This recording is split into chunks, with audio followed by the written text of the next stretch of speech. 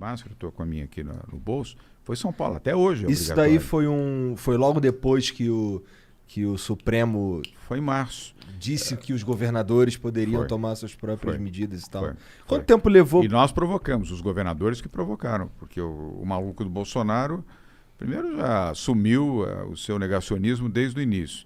E os governadores é que seguraram a bucha, vamos dizer assim, para poder fazer as quarentenas. Por isso é que nós todos fomos emparedados pela dialética aí bolsonarista, que a gente estava criando desemprego, criando a pobreza, criando a miséria, quando nós estávamos fazendo a defesa da vida. Se nós não tivéssemos feito isso, nós provavelmente hoje no Brasil estaríamos chorando, não eram os 560 mil brasileiros mortos, estávamos chorando 2 milhões e meio de brasileiros mortos.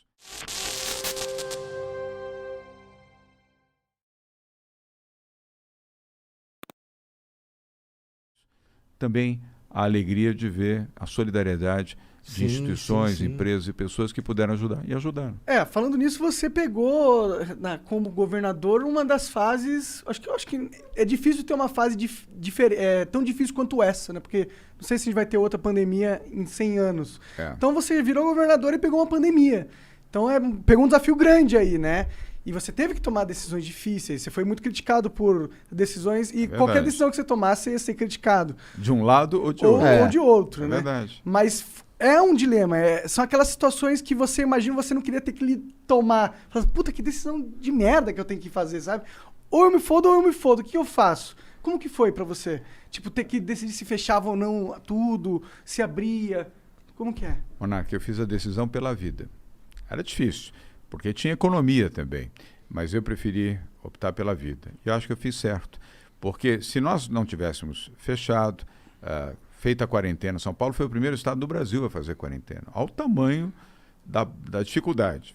Ninguém tinha feito quarentena. De chegar aqui, que eu morava em Curitiba e vinha fazer o Flow. Eu lembro de chegar aqui e passar na Paulista e caralho, uma cidade fantasma, o bagulho. Então, parte de mim sente saudade desse elemento apenas, das ruas vazias. Igor, não foi fácil, porque ninguém tinha feito quarentena no Brasil. O primeiro estado que fez foi São Paulo. O primeiro estado que tornou obrigatório o uso de máscara, estou com a minha aqui no bolso, foi São Paulo. Até hoje é Isso obrigatório. daí foi logo depois que o Supremo foi em março. Disse que os governadores poderiam tomar suas próprias medidas e tal. Quanto tempo levou? E nós provocamos, os governadores que provocaram, porque o maluco do Bolsonaro, primeiro já assumiu o seu negacionismo desde o início. E os governadores é que seguraram a bucha, vamos dizer assim, para poder fazer as quarentenas. Por isso é que nós todos fomos emparedados pela dialética aí bolsonarista, que a gente estava criando desemprego, criando a pobreza, criando a miséria, quando nós estávamos fazendo a defesa da vida. Se nós não tivéssemos feito isso, nós provavelmente hoje no Brasil estaríamos chorando, não eram os 560 mil brasileiros mortos, estávamos chorando 2 milhões e meio de brasileiros mortos em todo o Brasil. Então eu fiz a opção pela vida. E obviamente que eu sei o desgaste. Um monte de hospital, de campanha, rolou tudo isso. Muitos. E mesmo assim... Muitos, tanto a prefeitura, e o Bruno ainda em vida fez isso, nós fizemos também. Nós dobramos. São Paulo tinha, no início da pandemia, nós tínhamos 3.180, eu sei de cor o número, leitos de UTI. E já era a cidade com o maior número de leitos de UTI na América Latina. Hoje nós temos 7.500 leitos de UTI.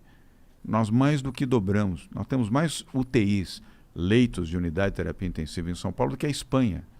Caraca, porque toda a Espanha legal. nós temos aqui. Então, investimento. São Paulo é tipo do tamanho da Espanha. Mas É mesmo. E a população é equivalente. É equivalente? 46 milhões. Você acertou. A dificuldade não é... A dificuldade talvez seja mais ter uma equipe para gerir, para atuar nessas UTIs. Isso foi um troço que eu aprendi também. Bem lembrado. Porque eu ficava, porra...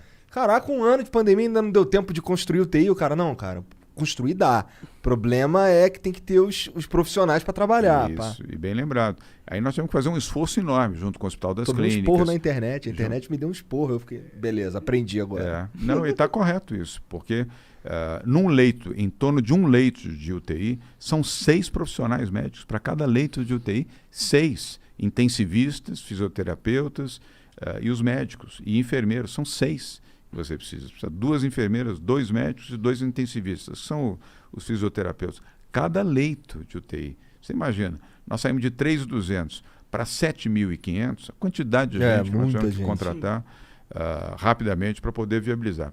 Por sorte tinham, e as universidades também nos ajudaram muito, os hospitais, houve um esforço coletivo dessa linha de frente. Aliás, parabéns a médicos, enfermeiros, paramédicos, essa linha de frente são os heróis do Brasil. Igor e Monarca, nós temos que cumprimentar essa gente, porque com certeza, esses entregaram a vida para proteger vidas. E muitos se foram. Muitos se foram, perderam a vida. Mas você não acha que teve algumas situações onde parecia que o governo não sabia o que estava fazendo, no sentido de, tipo, fecha. Aí depois, opa, abre. Aí depois, não. Vamos fazer o seguinte, vamos deixar só o transporte público, não pode sair com o carro na rua. Aí pega e lota o transporte público de gente aglomerando, tá ligado? Muitas decisões que você fala assim, eu acho que eles estão tendo dificuldades em acertar ali qual que é o caminho, tá ligado? Monarca, você tem razão. Quando foi a última pandemia que você se lembra? Da gripe espanhola, em que 1908. Ano foi? Estudou, mané! Caralho! Tem os meus dados.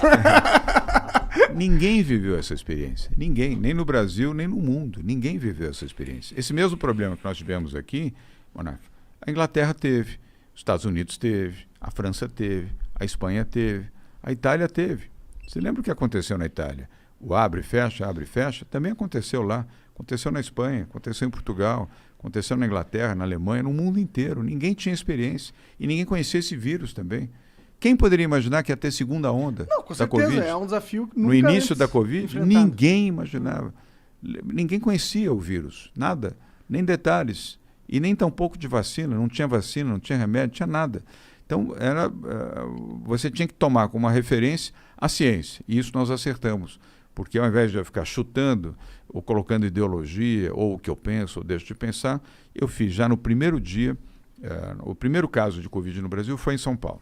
Foi um empresário que foi para Milão, chegou logo depois do carnaval, ou durante o carnaval, e no dia 28 de fevereiro foi testado positivo no Hospital Albert Einstein. Eu recebi essa informação às 10h30 da manhã. A primeira pessoa testada positiva. Já tinha Covid na Europa, tinha Covid na China, e estava começando a Covid nos Estados Unidos. 28 de fevereiro, quarta-feira de cinzas. Naquele mesmo dia à tarde, nós já tínhamos montado o centro de contingência do Covid-19, com 10 médicos. Hoje tem 21, funciona até hoje. E o Davi Wipp foi o primeiro presidente a quem eu recorri, porque médico infectologista é meu amigo. Eu liguei para o Davi, vamos fazer bravo, competente. Eu liguei, Davi, vamos fazer um comitê, eu preciso de orientação para lidar com isso, porque se teve o primeiro, estou vendo o que aconteceu na Espanha, na Itália, Portugal, vai expandir isso aqui. E ele falou, vai expandir. E aí montamos o centro de contingência. E desde o início, Monarca, nós seguimos a orientação desses médicos, desses especialistas. Graças a Deus. Porque ao invés de eu ficar preocupado com populismo, popularidade, etc., eu fiquei preocupado com as vidas. Porque eu segui a orientação dos médicos. Os médicos, quem é médico, ou a maioria expressiva dos médicos, é porque gosta do ser humano. Ele está ali porque ele gosta do ser humano. Ele não está ali para fazer dinheiro, para ficar milionário ou para fazer carreira política. Ele está porque ele gosta. Ele abraçou a profissão de médico porque ele gosta de gente. 99% dos médicos gostam. É que o que eu senti...